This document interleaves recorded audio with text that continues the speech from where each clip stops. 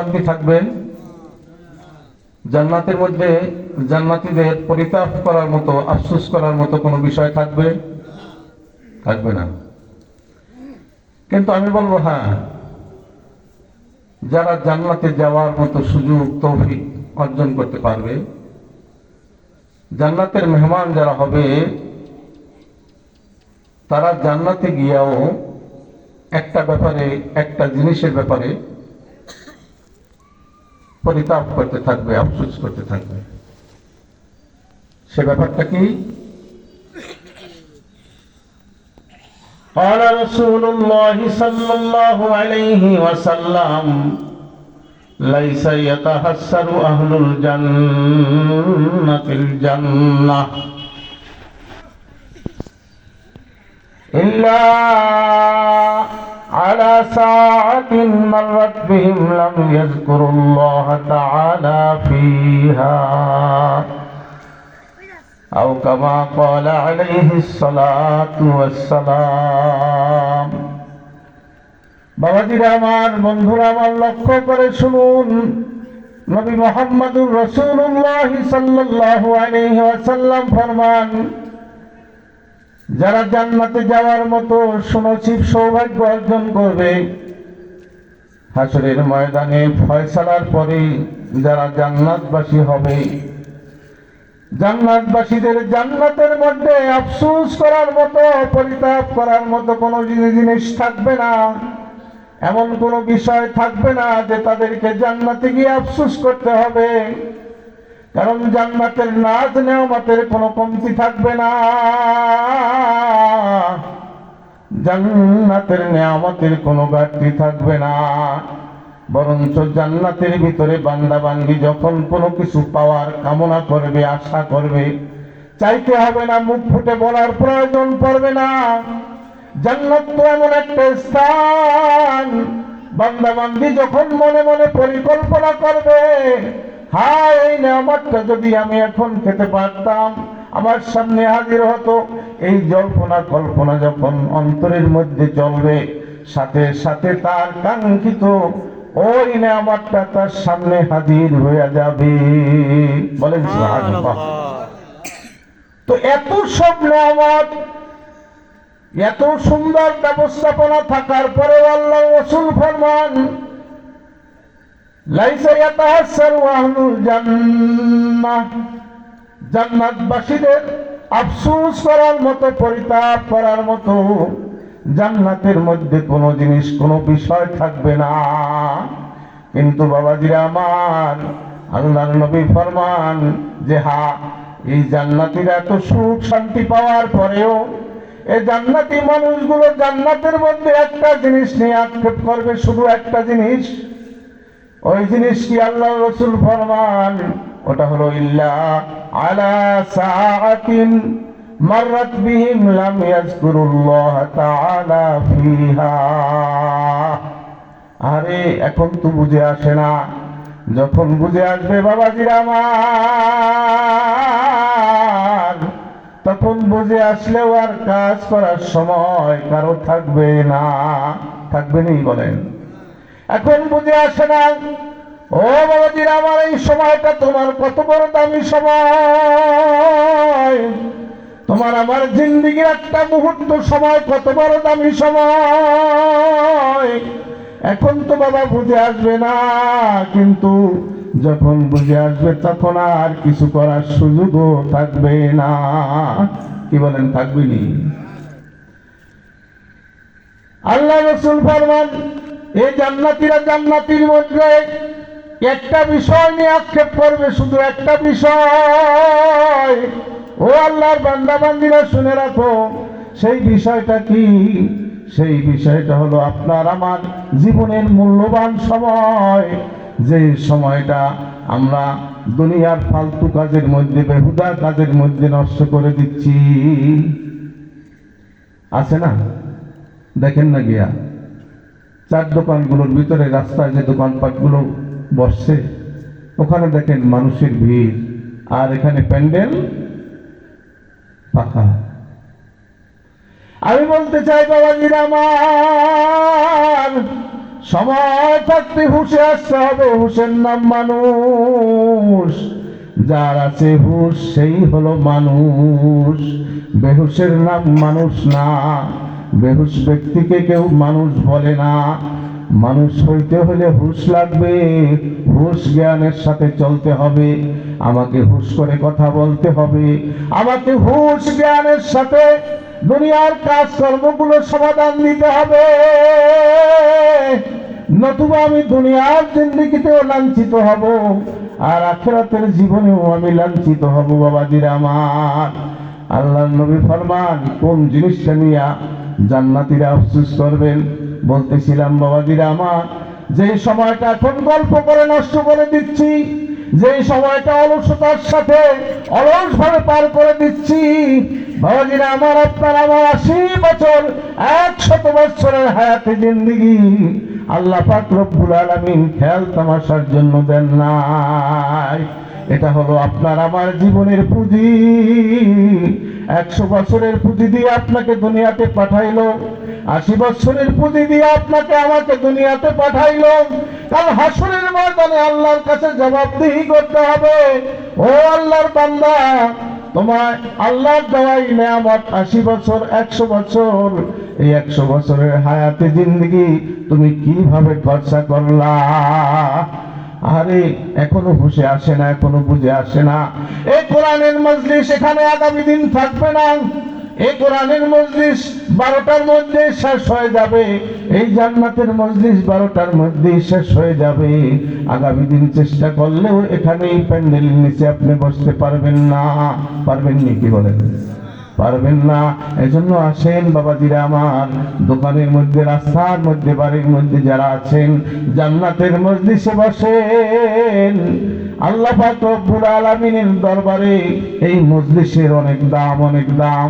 যারা এই মজলিসে বসবে, অন্তরটা নরম করে চোখের থেকে দুফোঁটা পানি ঝরে আল্লাহর দরবারে একটু তওবা করে দোয়া করবে, আল্লাহ পাক রব্বুল আলামিন ওই বান্দা বান্দীগুলোকে আজকের বেগুনাহ মাসুম করে বাড়িতে ফিরাবেন। কোরআনের মজলিস থেকে কোনো বান্দা গুনাহ নিয়ে যাইতে পারে না। কোরআনের মজলিসে যারা বসবে, অন্তর দিয়া যারা তওবা করে, চোখের পানি ফেলায়া যারা আল্লাহর দরবারে বলবে, আল্লাহ, আল্লাহ গো, ও মালিক, জীবনভর গুনাহ করেছি, অপরাধ করেছি, আজকের এই মজলিসে বসে আলেম ওলামাদের সঙ্গে তওবা করে হাত উঠাইলাম, আর জীবনে গুনাহ করব না। কত রোজা ছাড়লাম, কত রোজা কাজা করলাম। আরে এবছর রমজান মাস আমাদের সামনে হাজির, এবছরের রোজাগুলো আর কাজা করব না, এবছরের মাহে রমজানের রোজা আর ছাড়বো না। এইভাবে আল্লাহর দরবারে তওবা করে ওয়াদা করেন। আমি আল্লাহ পাক রব্বুল আলামিনের দরবারে আপনাদের জন্য অন্তর খুলে দোয়া করি, আল্লাহ পাক রব্বুল আলামিন আজকের এই মাহফিল থেকে যেন হেদায়েতের আলো দিয়ে, হেদায়েত দিয়ে আপনাকে আমাকে দিনের পুঁজ দিয়া আমল করার মতো জগ সব আগ্রহ পয়দা করে বাড়িতে ফিরান। বলেন আমিন। বাবাজি আমার, বলতেছিলাম যে জান্নাতীরা জান্নাতের ভিতরে আফসোস করবে কি নিয়া? এই যে দুনিয়ার যে সময়টা অপচয় করতেছি, দুনিয়ার যে সময়টা চার দোকানে বসে গল্প গুলাস করে কাটাইয়া দিচ্ছি, যে হায়াতে জিন্দেগির মূল্যবান সম্পদটাকে নষ্ট করে ফেলছি, এই সময়গুলোর দিকে তাকাইয়া জান্নাতবাসীরা জান্নাতের মধ্যে আক্ষেপ করবে আর বলবে, হায় হায়, কি করলাম, কি করলাম, যে সময়গুলো অপচয় করছি। যদি ওই সময়গুলোতে বসে একটু আল্লাহর জিকির করতাম, ওই সময়গুলো যদি জিকিরের মজলিসে কাটাইতাম, ওই সময়টা রাস্তায় না কাটাইয়া, দোকানে পাটে না কাটাইয়া, আমার হায়াতের 2টা ঘন্টা সময় যদি আমি ইসলামের জলসার মধ্যে, কোরআন হাদিসের বাগানের মধ্যে, প্যান্ডেলের মধ্যে বসে কাটাইতাম, আর রহমতের ফেরেশতারা যখন তাদের ক্যামেরা দিয়ে আজকের সেরকম ভাবে আপনার আমার এই মাহফিলের প্যান্ডেলের এই ছবিগুলো সংরক্ষণ করবেন, সিনারিগুলো সংরক্ষণ করবেন, হাসরের ময়দানে দেখানো হবে, ও বান্দা দেখো, তুমি অমুক তারিখ, অমুক দিন, অমুক মজলিসে, অমুক জায়গায় কোরআনের মাহফিলে বসেছিলে, সেখানে তুমি তওবা করেছিলে, তোমার চোখের দুফোঁটা পানি ঝরেছিল। ও বান্দারে, ওই পানির বিনিময়ে তোমার গুনাহগুলোকে আল্লাহ পাক রব্বুল আলামিন ধুয়া মুছা পরিষ্কার করে দিয়েছেন। বাবাজির আমার, আল্লাহ পারেন না পারেন, এমনি আল্লাহ পাক রব্বুল আলামিন এই দয়া আপনার জন্য আমার জন্য অবশ্যই করবেন। যদি অন্তর নরম হয়, যদি চোখের থেকে একটা ফোঁটা পানি বের হয়, আপনার তওবা আল্লাহর দরবারে কবুল। আমার তওবা আল্লাহর দরবারে কবুল। তওবা ওরকম মন নরম করে করতে হবে। তাই বলতেছি, জান্নাতীরা জান্নাতের ভিতরে আক্ষেপ করবে আর বলবে, আল্লাহ হায় হায় কি করলাম, আমার হায়াতে জিন্দেগির সময়টা যদি দুনিয়ার রং তামাশার মধ্যে নষ্ট না করে, আমি যদি জিকিরের মজলিসে থাকতাম, আমি যদি বেশি নামাজ পড়তাম, আমি যদি কোরআন হাদিসের আলোচনার মজলিসে মাহফিলে বসে সময়টা যদি সেখানে কাটাইতাম, তাহলে জান্নাতের মধ্যে অনেক বড় বড় চাটিয়াল ময়দান পড়ে থাকবে। জান্নাতি যখন দেখবে তার বাজেট করা জান্নাতের ভিতরে বিশাল বিশাল চাটিয়াল ময়দান বাগান পড়ে আছে, ওই খালি জায়গাগুলো যখন দেখবে তখন আফসোস করবে, হায় হায় আমি যদি দুনিয়াতে থাকতে, আল্লাহর রাসূল শিখিয়ে দিয়েছেন, আল্লাহর রাসূলের বাণী, একবার যে দুনিয়াতে বলবে সুবহানাল্লাহ, একবার সুবহানাল্লাহ বলার সঙ্গে সঙ্গে আপনার জন্য আমার জন্য জান্নাতের মধ্যে একটা বৃক্ষ রোপণ হয়ে যায়, একটা গাছ তৈরি হয়ে যায়। ওই বান্দা যখন দেখবে তার জান্নাতের মধ্যে অনেক বিশাল এলাকা ফাঁকা পড়ে রয়েছে, চাটিয়াল ময়দান আর ময়দান, ওই বান্দা জান্নাতি বান্দা বলবে, হায় হায় আমি যদি বেশি বেশি সুবহানাল্লাহ বলতাম, আমি বেশি বেশি আলহামদুলিল্লাহ বলতাম, আমি বেশি বেশি আল্লাহর জিকির করতাম, তাহলে আমার এই জান্নাতের ভিতরের খালি জায়গাগুলো তো আরো ফল ফুলদি, আরো বিভিন্ন নেয়ামতের গাছের বাগানে পরিপূর্ণ থাকতো, ভরা থাকতো, এই জায়গাগুলো আমার খালি থাকতো না। বলেন সুবহানাল্লাহ। এই একটা আক্ষেপ কিন্তু হবে জান্নাতের মধ্যে। এই আপনি আমি যে সময়টা অপচয় করতেছি, এই সময়টা নিয়ে যদি নসিব ভালো হয় জান্নাতি হন, তখন জান্নাতের মধ্যে গিয়ে দেখবেন যে আপনার সুবহানাল্লাহর পরিমাণ কম, জিকিরের পরিমাণ কম, আপনার জান্নাতের ভিতরে আপনার ফলের গাছের সংখ্যা কম, নেয়ামতের সংখ্যা কম। এ দেখে আফসোস যখন হবে, তখন আর কিছু করার থাকবে থাকবে না বাবাজিরা আমার। তাই বলতেছি, আসুন যারা এখনো বাহিরে আছেন, রাস্তায় আছেন, চলে আসেন, একটু জিকির করি। এই নিখিল ধরণীর প্রভু তুমি, ওই কঠিন বিচারের মালিক তুমি, এই নিখিল ধরণীর প্রভু তুমি, ওই কঠিন বিচারের মালিক তুমি। ক্ষমা করো প্রভু মোরা গুনাহগার, ক্ষমা করো প্রভু মোরা গুনাহগার, এ বান্দারে ক্ষমা করা করুণা তোমার, গো বান্দারে ক্ষমা করা করুণা তোমার। তাই তো তোমায় ডাকি, তাই তো তোমায় ডাকি, মোরা বারে বার বলো সুবহানাল্লাহ ওয়ালহামদুলিল্লাহ। বলেন করে সুবহানাল্লাহ ওয়ালহামদুলিল্লাহ, লা ইলাহা ইল্লাল্লাহ, সুবহানাল্লাহ ওয়ালহামদুলিল্লাহ, লা ইলাহা ইল্লাল্লাহ। তোমার দুয়ারের ভিখারি আমি,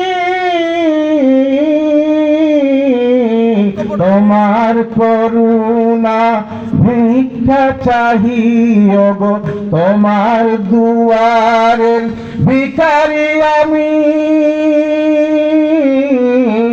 তোমার করুণা ভিক্ষা চাহি।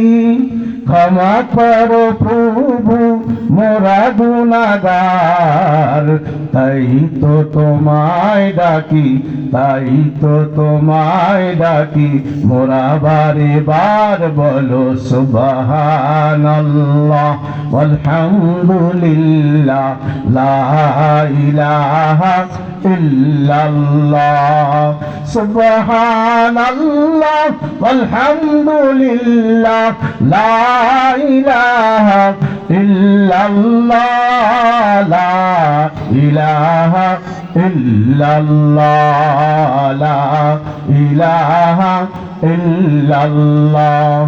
পড়িও নবী মুখ ফরিয়াতে অধমের,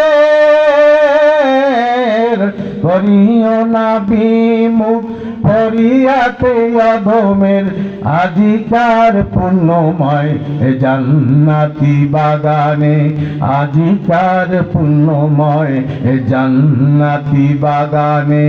ক্ষমা করো প্রভু মোরা গুনাহগার, তাই তো তোমায় ডাকি মোরা বারে বার সুবহানাল্লাহ আলহামদুলিল্লাহ লা ইলাহা ইল্লাল্লাহ সুবহানাল্লাহ আলহামদুলিল্লাহ লা ইলাহা ইল্লাল্লাহ লা ইলাহা ইল্লাল্লাহ লা ইলাহা ইল্লাল্লাহ। শব্দ করে লা ইলাহা ইল্লাল্লাহ লা ইলাহা ইল্লাল্লাহ লা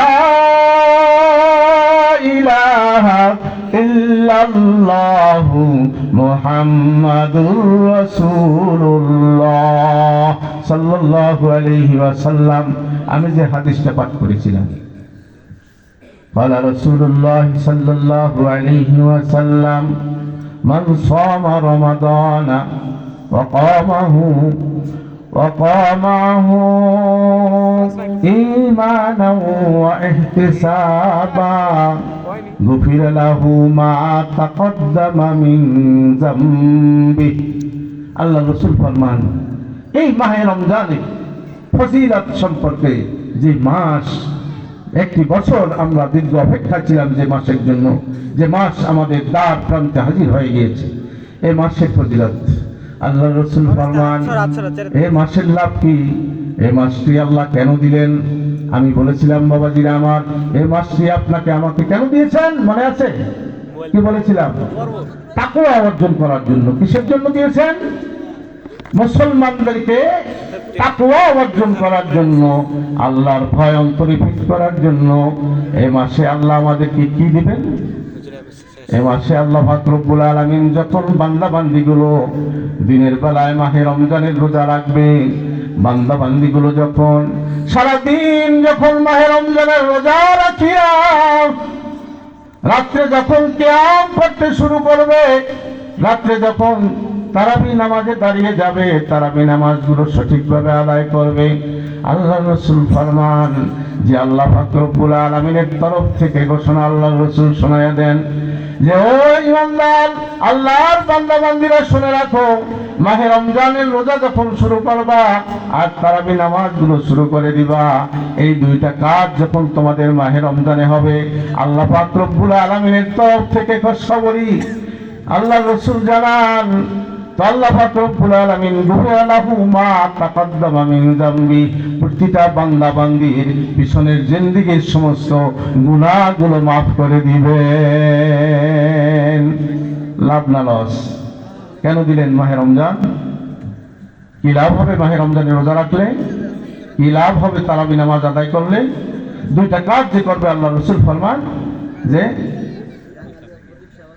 সামা রমাদান ওয়াকামা, দুইটা কাজ, রোজা রাখা আর একটা কি তারাবি নামাজ। এই দুইটা কাজের দ্বারা কি হবে? গুফিরা লাহু মা তাকাদ্দামা মিন যামবি। আল্লাহ পাক রব্বুল আলামিন আমাদের সকলকে তৌফিক দান করুন যে মাহে রমজানের জন্য আমরা 11টি মাস দীর্ঘ অপেক্ষমান ছিলাম। আল্লাহ আমাদের সেই নিয়ামত দ্বার প্রান্তে পৌঁছিয়ে দিয়েছেন।